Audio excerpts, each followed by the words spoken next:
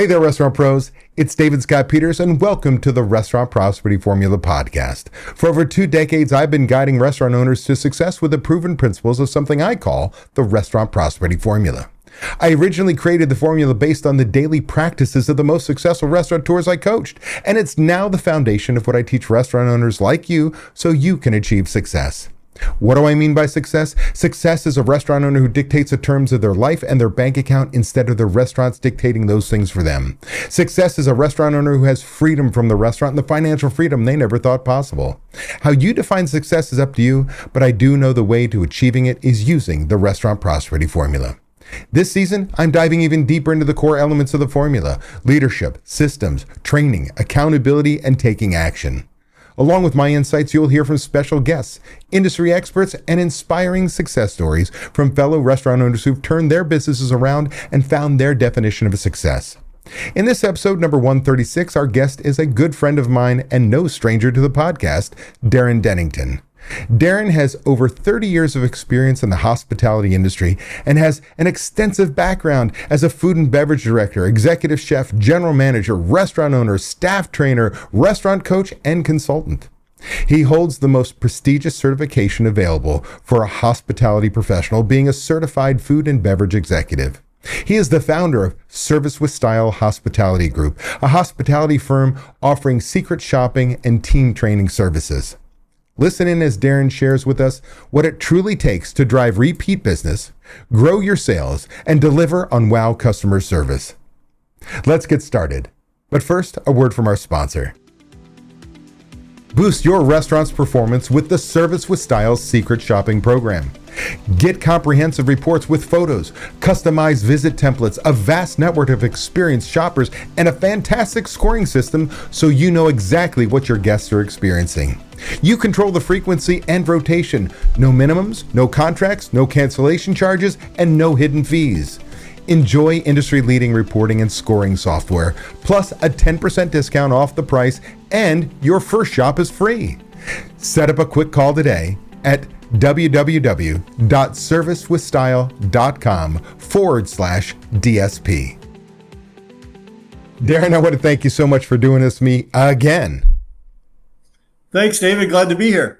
Well, for those of us who maybe are brand new to the podcast, maybe have not seen that you and I did a podcast, probably one of the very first ones that I had done with the Restaurant Prosperity Formula.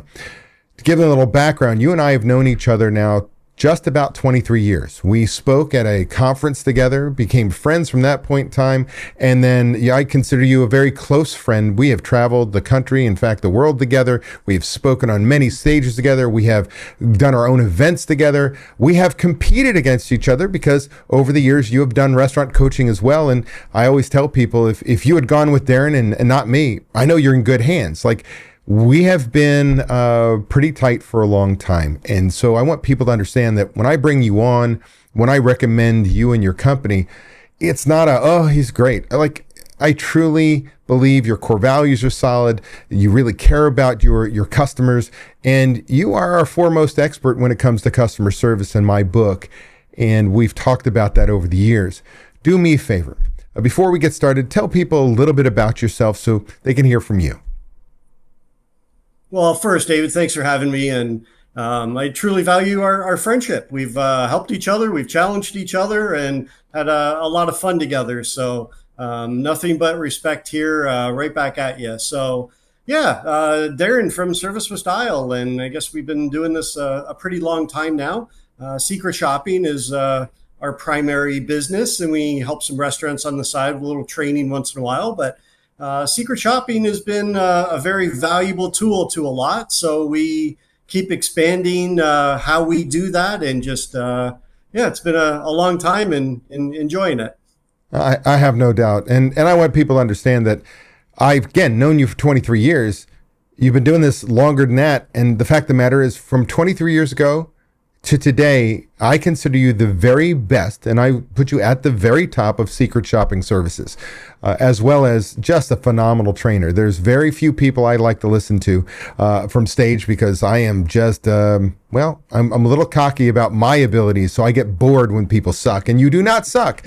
And we've had many members actually bring you out to do trainings at their restaurants for not only management, but also customer service, and it's been phenomenal. Let's talk about. If I'm not mistaken, I saw your very first presentation. That's when we met, and you knocked it out of the park there. And yeah, you're pretty good from stage. I'll give you that. I try. That was a terrifying experience, just to be clear. With that said, let's go backwards. We started opening up about customer service.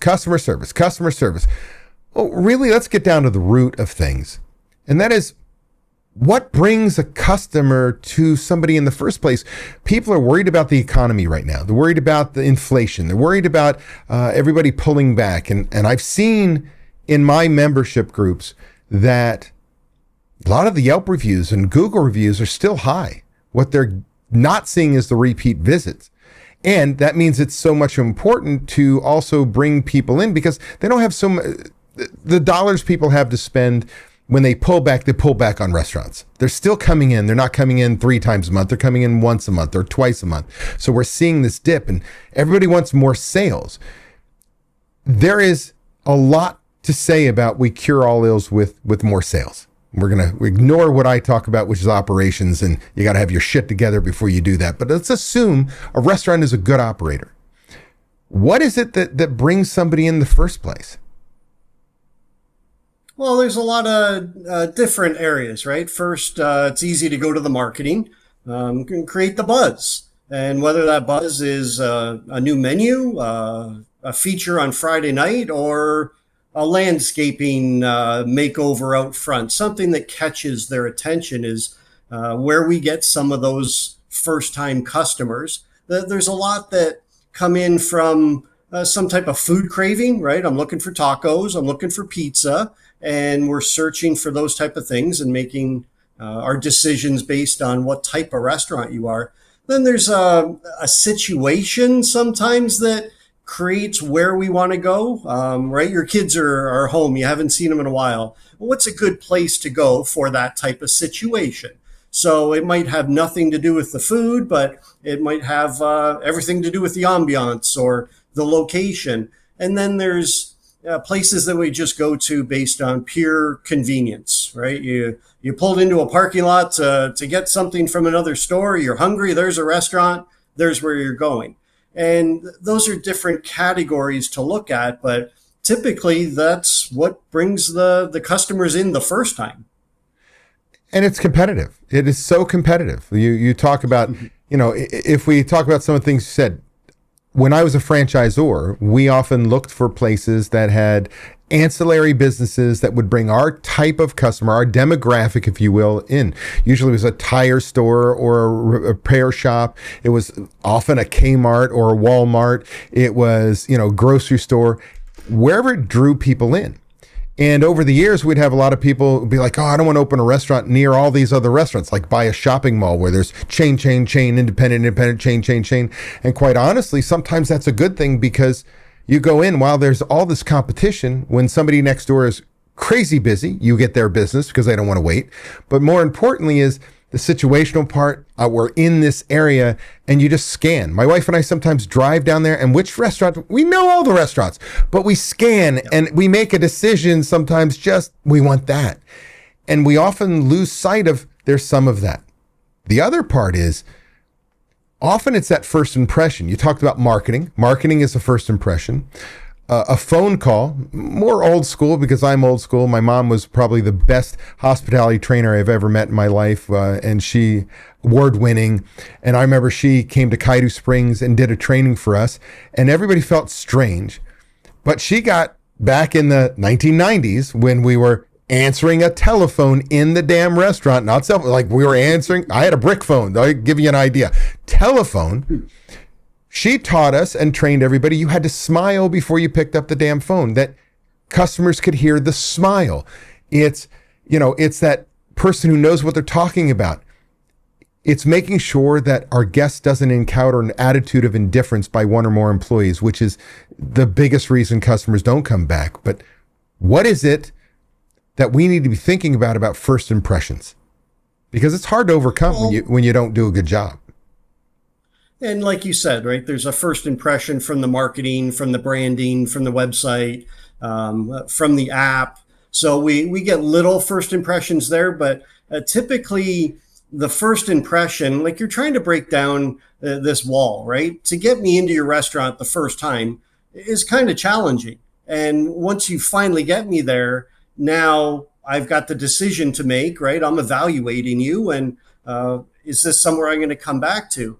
And that first 3 or 4 minutes of walking on property, it's critical. It really is. It's the pieces that are most memorable. It's the walkway, the flower bed, the fact that your front door is all scratched and chipped and just looks old, or that very first greeting, the first employee that I run into, right? What impression do I get? So those are things that we know are fairly easy. But when you're spending a lot of marketing dollars to create this buzz, to pull people in the first time, just remember that we're looking at everything. We haven't been here before. We're kind of checking you out. So those simple little basics that get away from us make a really big deal to those first time guests. And that's something in my world and in yours. We've always trained and talked about checklists. Like, you can checklist those standards. You can have a manager follow the checklist to make sure the team did their checklist, that the guest notices nothing, that they walk up the sidewalk and there's not gum that's all black and whatever. There's not because you're in a city that all your deliveries come in and out of the front door, that there's these damn black wheel marks going in and out for the cart. It's making sure there's no fingerprints on the door, that there's not cigarette butts right near your entrance. Like, all these little things matter, because one of the things that you taught me over the years is that, wow customer service isn't jazz hands, it's connecting with your guest, but more importantly, making sure your guests stay connected, that when they come in, they walk in, they meet up at the front door, that they're engaged with each other. When they come in the door, that they're not, I wonder if we'll ever get seated, break the connection. It's that they're greeted immediately and properly, that we keep flowing with our own conversation, that we get seated and somebody comes to the table within the 2-minute rule. Otherwise, we start to stop listening to the person across from us, have a conversation in our head. When are we going to get service? So on and so forth. And it's those little broken opportunities. Can you talk a little bit really about that first impression thing again, but how it's so important that we don't break that flow? Well, and what you're trying to do is transition them from the first time guest to someone that ultimately trusts you and wants to come back quite frequently. And that is a transition, but what you're ultimately trying to do is build value to where, to me, it doesn't matter if I'm spending $6 for a breakfast sandwich or $60 on a nice entree. I want value. And we see that value in several different areas as the customer. And I guess the first and foremost one, the piece that has to be there every single time, it's the food quality. That's the one piece that it doesn't matter if I'm buying a breakfast sandwich from the airport counter service, or I'm out for a nice dinner with my wife. If I'm spending $6 or $60, my perception might be a little bit different, but I really want a good breakfast sausage sandwich, right? Even if I'm only paying $6 for it. So that part of the value has to be 100% of the time. It's tough, we get it, but that's one that we're always creating this value in our head based on. And then the second compartment of value is kind of the location, the ambiance, the setting, the cleanliness, the appearance, because we gain value from that. We're coming to have a nice, comfortable setting with you. We just want a clean environment. We wanted somewhere to relax. So we put part of our how we decide on the value is based on those small, simple things that we see. And like we said, a lot of them are created in the first impression. But the biggest portion of value, the It's almost like the free card that restaurants have to build value, which is through service and through the simple connections, the hellos, the smiles, the thank you, Mr. Peters. It was great to see you tonight. And that simple connection, that may not be what's pulling me in, obviously. And a lot of times it's not even what gets me back for the second experience. But that service is what starts to make me feel comfortable here and increasing those visits. But it's also kind of that play against price increases, right? Every one of your members, I would imagine, is challenged with, do I raise prices now or can I keep going? And if the price is a concern, service, it really makes that irrelevant. If I walk out of a restaurant comfortable, happy, feeling like somebody valued having me there and showed me a little hospitality, then I don't think about the price that I paid. But when I feel like I got shorted and I didn't receive it and I saw some attitude, then that's when I feel, wow, I just paid $60 for that, really? So most times the price can be pushed aside by having a really great value, including the highlight of value, which is the service connection and the whole people portion of this. And I would tell you, you can tell me I'm full of shit and I'm wrong, and I'm good with that. But I think service is number one and food is actually number three in the list. Because, you can have a great chef, a great menu, a great everything. The food can be phenomenal. But when I get shitty service every time I go, now I'm a once a year. Man, I'm crave that dish. But man, every time I go, it's a long wait time. They're never tentative. I always need a drink. Like, you start to go through all these hurdles to have that dish and you give up on it. You go to the places that do like that you're there, who do pay attention to you, that made a connection. And I'm going to get back to that in a second. And so I think from my side of things that service part is number one. And this is what I want to talk about. You said the connection. So I've seen you speak, oh gosh, I can't even, hundreds of times at this point in time. Like, you and I have seen each other's presentations. I could give your presentation, you give my freaking presentation. Some of them. There is a story you tell, and I think it's really important. I want to divert us for a moment and talk about making that connection. You were a server at a chain restaurant as a young lad, and you were crushing upselling the specials. You had a manager say, Darren, tell everybody how you do it. And you started going through a checklist of, oh, the special is such and such. It's $27.95, blah, blah, blah, blah, blah. And that wasn't it.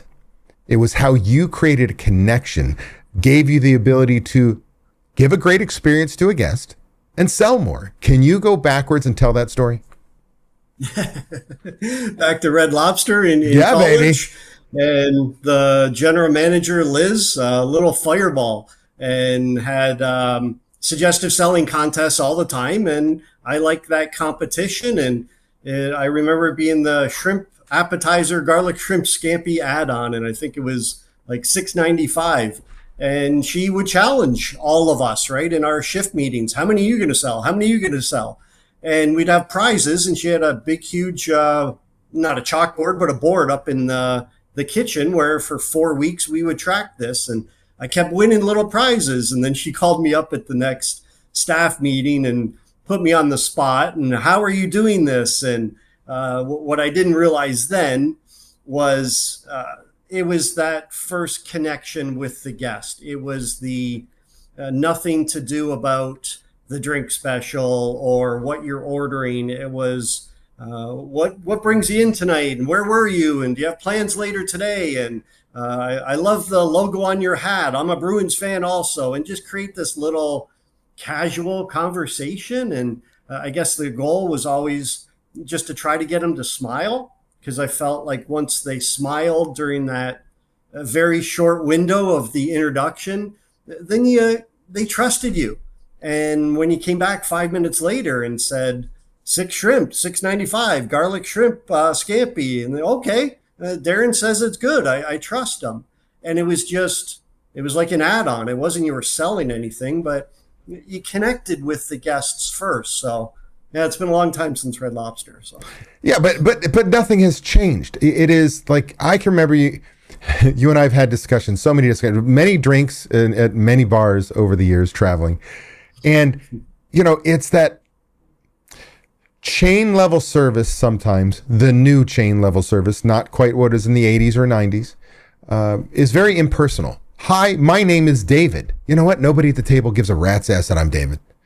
Have you been here before? Oh, let me tell you about our rock shrimp special. Blah, blah, blah, blah. They don't give a shit. Take the order, you go away. They won't remember my name. But when you approach it the way you did, hey, you Bruins see the game last night? Oh, you guys went to the zoo? Or where'd you go? You got balloons. Oh, you went to the zoo? You kneel down, talk to the kids real quick, give the parents a breather, like that connection, whatever it may be. Go through your specials, do the thing that we do. But then you start to turn away and come back and go, oh, by the way, I'm David. You need anything, I'm here for you. Now I give a shit about you. You're a human being. Yeah. You connected with the table. You're listening to me. You're showing me that you care. And how powerful that is. Now I want to stay on this real quick on value, because again, you and I have had so many conversations. I can remember when you used to, 20 plus years ago, you'd give a speech, talk about value, and you go, hey, when I take my family of 3 and you want my $50, a burger now is $18. Like a family of 3 or 4 is not getting out of anywhere for $60, $80 anymore. And so it's become a real big decision when we go into a restaurant. And you alluded to it when we talk about value. One of the things I teach is a very simplified way. How do I choose how to price myself? And it's about value. I can undercut everybody, be the dive bar. Don't ever want to be them. I can be like everybody else, the Applebee's, the Chili's, the whoever, and I can charge just like them. Even though they get their food for cheaper, I can charge just like them. I'm the same value. Or I can have incredible service, incredible product. I'm better than everybody. I can charge more. Because if I go to a shitty restaurant and they give me asparagus and it's awful, it's bitter and it does things in my body we don't want to talk about, and they comp the meal because it's so bad, it's still too much money. Free is too much money. I go to Ruth Chris Steakhouse. They sell me 4 of those spears for $35 with a little spritz on top. And I'm going, oh, it's the best asparagus I've ever had in my life. It wasn't the experience. The food was great, but it was the atmosphere. It's the level of service that came, the care. Can you talk a little bit about that before we jump off? Because value, a lot of people think it's price. It's not. It's the experience, right? Well, and that's where everything adds together. And the experience comes from several different parts of the dining experience. And whether I'm getting a breakfast sausage or having a really nice sit down, fine dining type of experience, if the food is disappointing, it instantly pulls away because of the expectations I had coming in. The expectations I bring in are always, I want good food. A lot of times I'm not bringing in the expectations of someone making me smile or laugh or putting a knee down and talking to my daughter. So those are why they're the hidden gems to increase the perceived value, because I don't expect those coming in, but I expect good food. And when somebody genuinely connects with me and finds out that we went to the zoo today and we get into this simple little, a 20-second conversation. That's all we're talking about. It doesn't have to be 5 and 10 minutes. It's little tiny things. That's what I walk away with saying, wow, I really received this extra value. And that's not how we're stating it, but that's that warm, fuzzy feeling that you had a great experience and you feel like you got your money's worth. So it's just, people don't understand. They think service is robotic, even to a point where, hey, we're going to train our people to say my name is, and we drill it in and they go through the specials and so on and so forth. That's not how a connection is made. And it is wow customer service, great hospitality that truly makes anything you put on a plate of value. We don't want to compete on price. You want to compete on price, you're competing with a gas station. I can get food at a gas station nowadays. You want to deliver an experience, and that's what hospitality is, creating a great experience. Or better yet, creating memories. And you and I have created a lot of memories over the years. I'm even going to go one step further on this. I can remember you and I spoke at the California Restaurant Show, and we went to a larger seafood chain restaurant that was right outside the arena, or convention center and the arena. I guess they're both right next to each other. And we looked at our plate because we didn't have great service. The place was clean. It was nice. Expensive for the time. And I think this was in probably 10 years ago, maybe even longer than that. And it was the beginning of minimum wage going up in California. And so prices were going up, and we're in this tourist trap because we're next to the arena and the convention center. And we ordered seafood. And I can remember that came on my plate. I think we may have even had a steak as well. I looked at it and I went, we're now approaching for the first time where what we're charging doesn't match the value on the plate. Before we go on, I want you to talk, because people don't know you have a culinary background as well, a degree and all that wonderful stuff. Talk about when it's important to make sure that our value also equals what's on the plate, that maybe it's time that we might have to change our menu because that guest perception, even the greatest hospitality in the world, can't overcome when you're overcharging for something. The part that easily keeps me away from your restaurant when I feel like it's going to be an expensive dinner. A lot of times we're just going out for something quick to eat.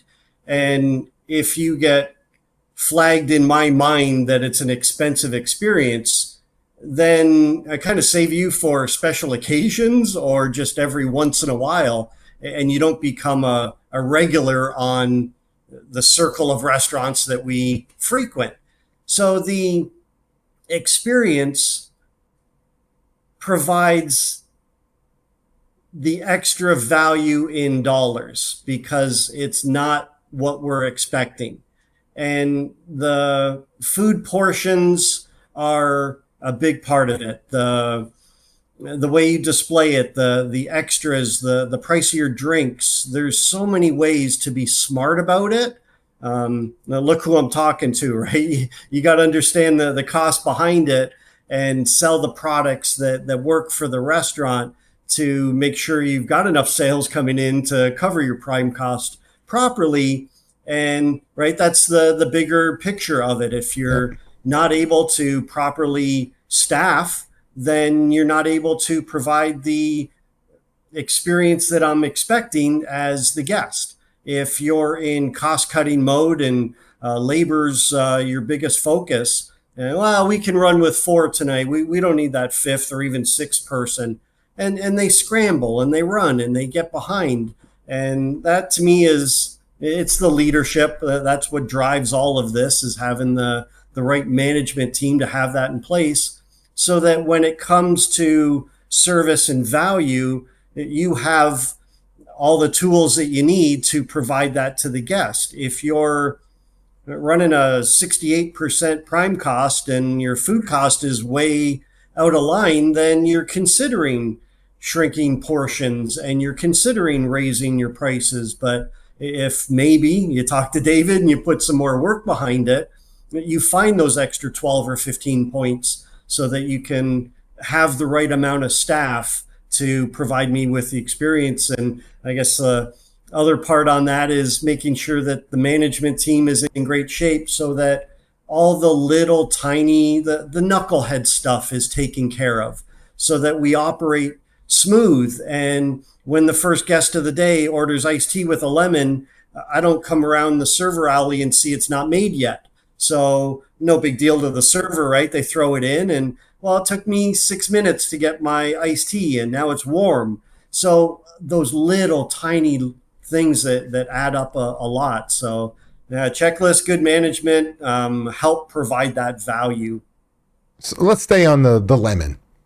There is stuff that drive you and I nuts. We have, again, gone out all the time. And I think you will agree that if I'm in a dining party, odds are that's a restaurant that's going to fall down. Like, I swear, if 9 out of 10 times you and I go out, because I'm there, they fall down. I swear to goodness, it is the worst luck in the world. It's either a home run or a strikeout. It really is with you.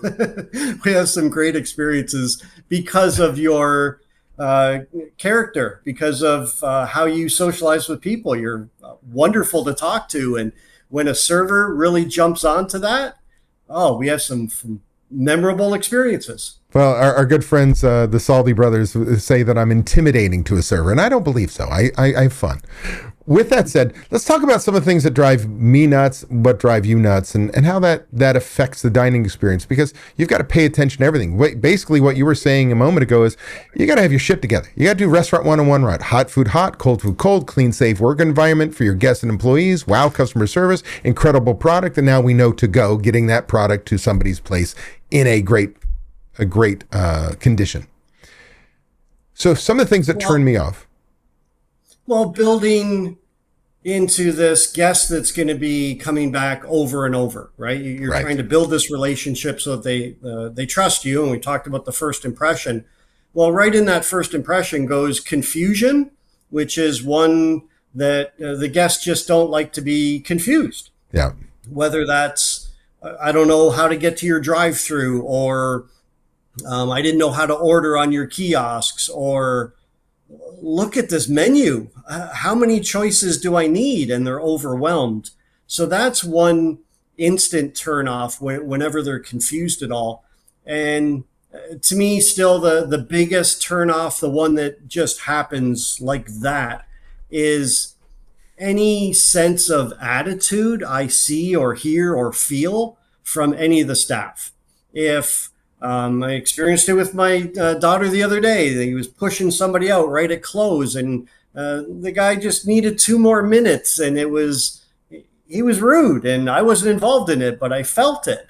So anytime the staff is just a little distant, a little distracted, a little frustrated, we sense that and we feel that, and it's just something that's not why we dine out at all. We don't want to be involved in your little issues between staff. We want pleasant, wonderful smiles all the time. And I guess that going back to the food that we've been talking about, that is one of those big turnoffs. Anytime I get the poor food, it's an instant turnoff also. So there's a few that are very quick to turn people off, and then there's ones that we put up with for a little while. There's one restaurant locally here that I thoroughly love. I love their food, and I love the owner. It's a husband and wife, and you can tell they're just working their butts off, right? They're there all the time. And everyone, it's like a family in there. It's so much fun. But the place is filthy. I just kind of cringe each time I go in, and I know it's hard, and he's running a busy restaurant, and he's doing his best, but there are things that I'll put up with a little bit. But if I go in again and see it that dirty, I don't know if I can keep going back. So, Well, I feel you. Like some of the things that we've seen, my pet peeves, or especially service, is when we travel, and so often you and I travel on our own, and you walk up to the host, and the host says, "Just one?" Yeah, I'm a freaking loser. I've got no friends. What do you mean just one, right? It's the waiting. The drink is half full, and if it's a soda or an iced tea and it's half full, it means there's very little in there because there's so much ice. So that I'm about 2 sips away from being out of anything. I don't want to be out and have to wonder if. I don't want to have soup come and not have the table marked with a soup spoon. I don't want to have a steak come and the table not marked with a knife. There are so many little things that drive you and I crazy, and we might be a little more critical than most, but I don't think we are. I think we're actually more forgiving because, like this couple that you like their place, like, oh, I feel for them. I know what it is. We've been in the industry. We give them a little or more leeway. We may notice more, but I think we're less harsh on them. Whereas today, most guests, when they have a bad experience, they're going online and telling thousands of people. Can you go down some of the key points, pain points, or things that drive you crazy that every owner really needs to pay attention to in their restaurant? You hit a point in your dining experience at whatever level of frustration, and when that value isn't there is typically the point that it hits you. I paid what for this? And you want your voice heard at that point most times. And good management teams understand, talk to them before they leave the building somehow, some way. Don't let them leave. Solve the problem right then and there. And I think for the most part, that's a major focus on the chain restaurants. It always has been. They're putting out fires before they get carried away. And we always relate it to the secret shopping scores. So that's how I kind of Okay. put a marker on it. And if you have an experience less than a 50%, you're done. You're just not coming back. And that's when you're frustrated and you want to tell somebody. And social media is pretty powerful on that. It really is. And we look at it. That's why they're still around. But the dining experience in whatever shape or form, you're trying to get into those 90%.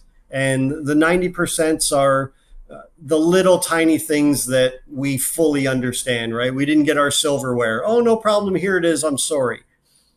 They take away from a secret shopping score, but they don't genuinely pull away from the big value. And we've always found that if you have like 3 dining experiences at a high level, that's when we start to build this relationship, and we start to trust you, and we start to come back to you. And in between, it's very easy to see the restaurants that continually score 82% and 77% and 75%.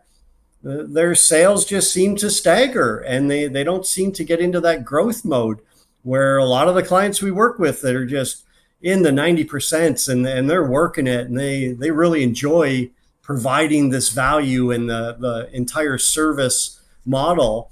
And they're opening new stores, and they're growing and building. So it's a true reflection of whatever type of experience I have. When I walk out the door, I do something with that. Either I want to come back to you quickly, or I forget about you. And when we forget about you, a lot of times that might just be for 3 or 4 months, and we'll come back. Typically based on a certain food dish that we really enjoyed, or based on price. That's one thing that'll bring us back every 3 or 4 months after kind of a mediocre experience. And the location, if you're convenient and, oh, I'm just going to run over here for a bite tonight. Those are things that bring us back. But what we've found over the years is the piece that doesn't bring anybody back is the people portion of it. Right. The just no connection, and just very basic, simple service. We don't come back for basic. Let's stay on this for a second. I remember there's a video clip that I saw of Gary Vee and John Taffer talking about customers coming back. And John Taffer quoted some numbers and said that the first visit, after a first visit, you have less than a 50% chance of getting that person back. Now, let's be very clear. There's only 3 ways to increase your sales. Get a brand new customer to come in the first time, and that's often the most expensive form of marketing. What it takes to grab somebody's attention and bring them into your door. Get them to come back more often and spend more, so we can build our business. In fact, some experts talk about doubling your sales if you get your customers to come back one more visit a month and spend 10% more, and and we can get there. So repeat business is critical, especially if I spend a lot of money to get somebody in the door. If I do a shitty job, they don't come back, I have less than a 50% chance to bring them back. Then he says, if you get them back a second time, you have a 70% chance of getting them back. And he went on and said, if you get a third visit, you own them. They love you. You're now in their cycle, and so on and so forth. So what does it take to get that second visit, to get me from a less than 50% chance to a 70%? And then odds are, if I do a great job on that second visit, I'm going to own that third visit. What is it takes? Like, what do you pay attention to in a restaurant that you say, hey, I can get somebody to a 90% because they did these things right? Well, that the trust, how he says he owns them, that's where they've now tried everything. They feel comfortable. They know your menu a little bit. They know where to park. They know what your hours are. So there's a comfort level with that first. And that's why it's so hard to get people in the door, right? I don't know where to park. I don't know what your hours are. So getting them in the first time, yeah, biggest challenge. And then the ideal model is to start to turn those into regular guests. Getting them back for the second visit is also really tricky. And they know a little bit about you, but they maybe didn't find the food dish that they love yet, or they didn't know what to order and they were a little hesitant. So that person starts to build that relationship, right? Answer a few questions for them. Take 20 or 30 seconds extra on the menu. And one of the biggest things I find is give them some type of welcome back offer, something that brings them back in, right? And that starts to turn into some simple basic service systems, right? Identify who the first guests are. And if they've got that red napkin on the table, the hostess identified them. Well, now it's the manager's role to follow up and talk to them and bring them back that second visit, because I'm much more comfortable second time around. And I'm going to take a few extra minutes on the menu, and I'm maybe going to ask a few more questions. But that second visit is the key, where you now start to build some type of relationship with the people. That's where I start to find comfort in the people that work there. They seem very friendly and upbeat, and I can feel the morale. It just feels like a good place. And that's what we seek, whether that's a burger place or, again, an upscale restaurant. It's where we feel comfortable and we are most affected by the people in relation to that comfort. And you get them in that third time, it's that trust. And if I trust you, now I'll throw in a caveat to that stat, is that third visit, you want all three of those visits in that 90% scoring range. You want to prove to them right off the bat 3 great experiences.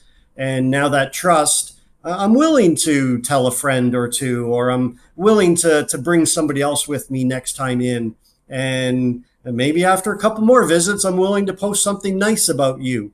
So that's the relationship, but it just takes time to build that. And the restaurants that have been around 20, 30, 40 years, they understand this. Table 7 has been coming in for brunch every single Sunday, week after week after week, and they love it there. That's their place, and they feel a connection to it. We want the local Italian restaurant to do great because that's where we celebrate our anniversary. So we're cheering for you, we're rooting for you, and we just want to feel connected to what you're doing. That's so important. Sometimes we got different kinds of guests. We got the guests that are coming in from out of town that may only be there once, or they come in routinely over the year, but they're not locals. You got your locals that we want to get them to come back. And here's the real power. Let's say your restaurant, all you had was once a month visitors. Every customer in the place comes in once a month. Well, if you could implement the systems and have great hospitality, and you made them feel comfortable, they come back twice a month, you just doubled your sales. Like, the power of getting that second, third visit is immense. Like, it is nothing for a restaurant to say, could I increase my sales 10 to 25% if I really paid attention to the service part, the food part, the cleanliness part. And so in a moment, I'm going to ask you to tell people what you guys do as a secret shopping service and what that really means. But can you talk about what the major categories are, or where the questions come from service to product to timing, maybe 5 different things that people really need to pay attention to on their own right now, takeaways? Everybody has categories that are more important to their guests. So it does vary. Okay. Some are trying to drive the business through a different type of accountability, whether that's they're just trying to, they're running really good and they're just trying to improve their suggestive selling, or they want to make sure that their managers are on the floor. So sometimes it's for the follow-up piece, but typically we're looking at individual sections for the first appearance. And that's just everything in that first impression, the first 3 or 4 minutes. And we break down into all the individual sections. So it's the hostess, it's the server, quality of food and beverage. Timing becomes a big factor throughout the shopping reports because it's a big factor through the dining experience.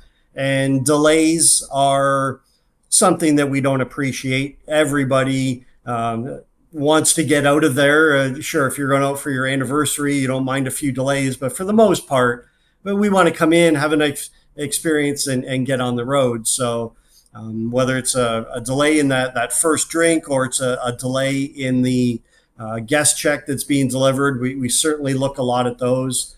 And the llama, the lighting, the air, the music, the ambiance, how comfortable it is, how cool it is, and every little tiny piece. We like to get very detailed on the cleanliness and organization. Yep. And because we're seeing those with our own eyes, and those are a lot of the easy pieces. But yeah, the reports are individual to the restaurants, obviously, and a lot of it is driven based on their priorities. And honestly, one that seems to be recently over and over and over with more and more and more importance is the suggestive selling. The restaurant owners really understand the opportunity, right? You've paid to get the first time guests in there. You're trying to make them comfortable and trust the environment, build the value, everything we've talked about. And now it's bringing them back for more visits, and it's selling a little bit to enhance, meaning I always look at it as you're enhancing the income for the server. If you can teach them how to sell $800 on a shift instead of $650, they'll make a few extra bucks. Yep. And you sell to enhance the bottom line of the restaurant. And you understand that extra $12 after they're already in here and ordering, that's a great profit margin on those additional dollars. And then to enhance the experience of the guest. Yeah. That shrimp scampi for $6.95 was fantastic, and it went really good with the meal that I ordered. So I don't think about the price, but I walk away now thinking, that was a great appetizer. That was a wonderful drink. I'm really glad we got that add-on sauce for the bread. It was perfect. So all these little pieces helps everybody involved. Yeah, great. Upselling is giving your guest a better experience because you're adding the dish they should have had. You know that going from a well vodka to a Kettle One or a Grey Goose is a better drink. You know that if they left your restaurant, didn't have your signature side dish or your signature appetizer, they would lose out. And you go out of your way to say, man, I really highly recommend, even to a point where you can start to go, if you don't love it, I'll take it off the bill. No questions asked. Like when you're that confident, you are making your guest a better experience, a memory. And those are what you're ultimately trying to identify as those memorable experiences. And they're not out there for every normal dining experience. I'm just hungry and we're two friends just catching up for a meal. I don't need to make it memorable. But when you look at a week or a month at how many guests you have coming in and out of your doors, you can make it memorable for a handful or a couple dozen of them quite easy if you're looking at the opportunities, right? The extra sells, the extra conversations, the umbrella walking out to the car with the lady because it just started raining, just silly little tiny memorable pieces that now you really brought me into trusting you as now I've got a memory of you. Yeah. Yeah. Is there anything we didn't talk about when it comes to creating a long-term guest? I know it's having consistent 90s on your scores, but is there anything else that we missed on that? It's all the fine little tiny details that we take for granted that really good restaurants know how to run really good operations. And I find that the distractions or the additional time or the problems that come up from not having your shift in order, it really plays into the experience that I have. And I feel like it's so simple to do, but too many restaurants overlook the little tiny details Yep. and think that, oh, that's no big deal. They love us anyway. And oh no, they had a great experience. I'm sure everything was okay. And it's just not enough. We're in a business that the little details are all around us. So many tasks to do every single week, and you've got to be tracking them and make sure that you're ready for that lunch shift at 10:50, not at 11:50 when you're scrambling trying to get the shift back in order. So pay attention to the little things and make them smile. I know it sounds silly, but it's still that one X factor that if I smile, I felt good about where I ate. So it's a simple little gesture. Well, I think the way I look at it is this: it's systems, and that's checklist and all the details, and it's training, making sure you don't have a great experience at each table if you didn't train your people on what that experience is. They don't handle a busy Friday night if they weren't trained to handle a busy Friday night. If they're learning on the job in a busy Friday night and they're failing, you're losing those guests. You have to train, and which ultimately comes down to you have to have a leader on the floor, whether it's you as the owner, whether it is a manager. Someone has to lead the process, and that's critical. All of this goes back to the basics of running a great hospitality organization, a great restaurant. We can talk about how to make money in the business is a whole nother thing. But right now, if you don't do service well, if you don't put out a great product, if your place is dirty, that's you, man. And this is where secret shopping is so important. It is not only a great barometer of where you score with your guests on all these things. It's a great training tool when you can come back and go, we had a guest come in, have a shitty experience. Let me tell you what happened. This is how we overcome that and what we do with it. And it's the other is you and I have one of our favorite restaurants, my favorite, and it's not to piss off any of my members, but it's always been Okeechobee Steakhouse in West Palm Beach, Florida. Old members, old company, love them to death. Incredible experience. You and I have driven 2 hours out of our way from a completely different city in Florida to go there because it's so phenomenal. And I know for a fact that they are 90s all the time, and they continue the secret shopping because that one day that they're not a 90, whatever, even if it's an 89, that is a major red flag to change something. Talk about what service with style does. What do you do? Well, right, Okeechobee, they've, 65, 70 years now in business, just a phenomenal reputation.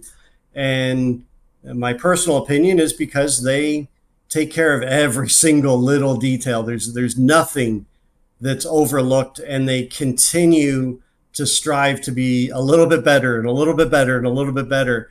And one of the important pieces, I think that's where secret shopping plays into part of it. It's the communication back to the team, that a lot of times the managers understand what type of service, and because they've hired good people, they assume that they're doing everything that's needed.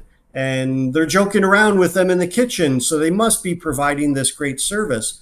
So there's a little bit of a follow-up there to make sure that they are. But there's also a communication piece to make sure that they understand all the tiny little details. And service, I find that most people feel like it's pretty simple, right? It's basic. We smile, we greet them on time, and make sure that their refill is there. So for the most part, it is pretty basic.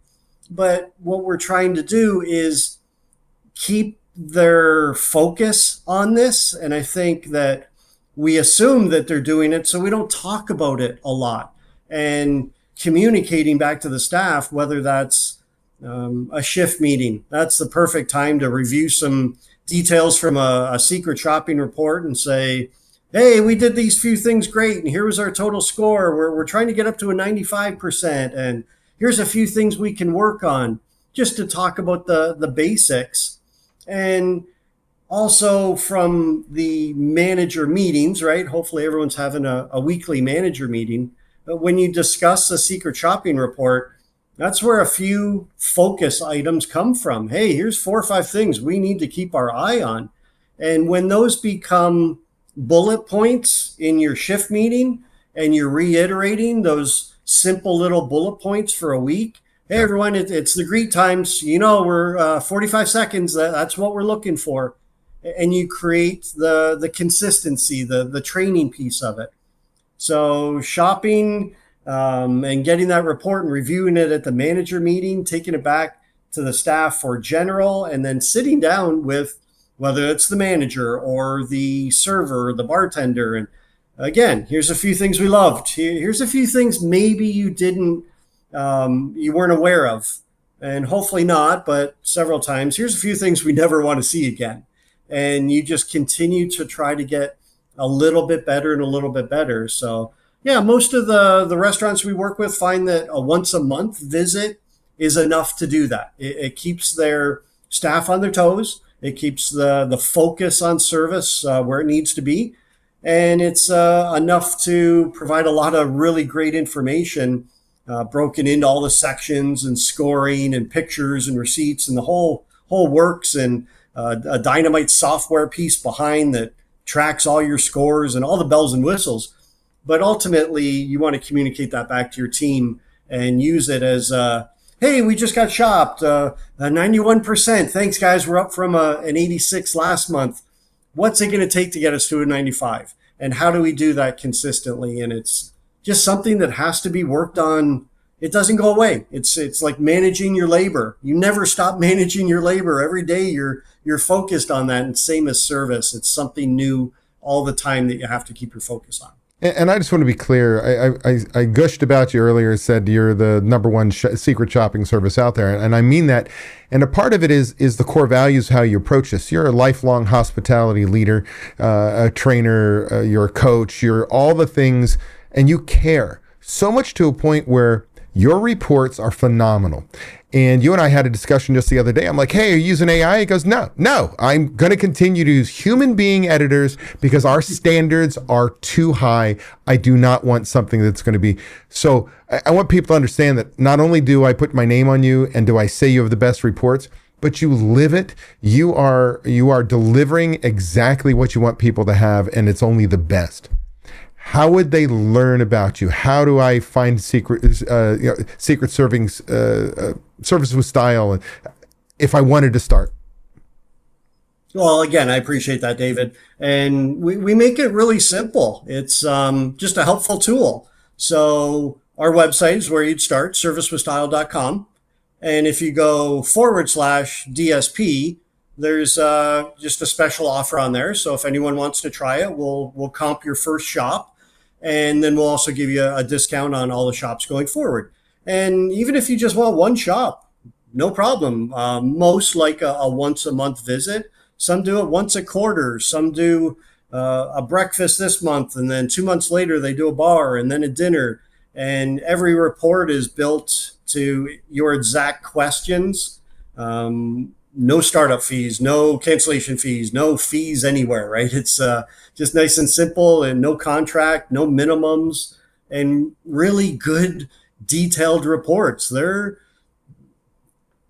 just, we take a lot of time to build them the right way, to train the shoppers the right way. And we've just got a phenomenal base of shoppers that have been with us for decades and know what to look for. And the manager gets that report and says, hey, this is great.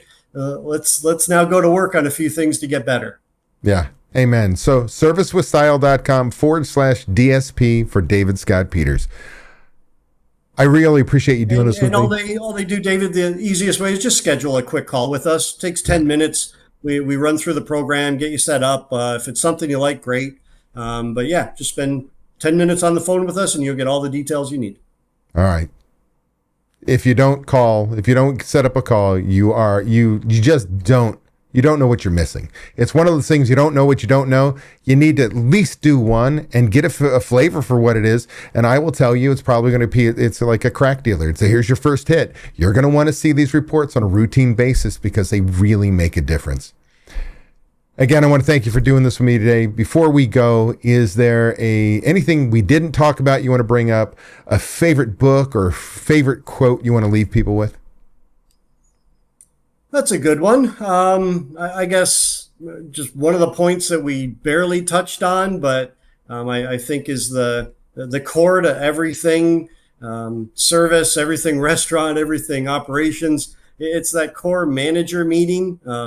It's just something that I fully believe in. And I guess the reason I bring it up is just recently at the California show again, and had a good crowd and happened to ask, who's running a regular manager meeting?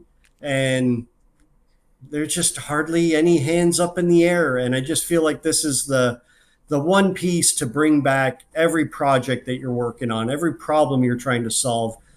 Fantastic to train your young managers little bit by little bit through educating them. So I just hope everyone's having manager meetings and talking about service just a little bit during those meetings, and run them smart. Death by Meeting is a fantastic little book to help you set up meetings. But I just think that the communication piece is a harder topic to continue in restaurants because of all the moving parts. And that's communication central for me is the weekly manager meeting.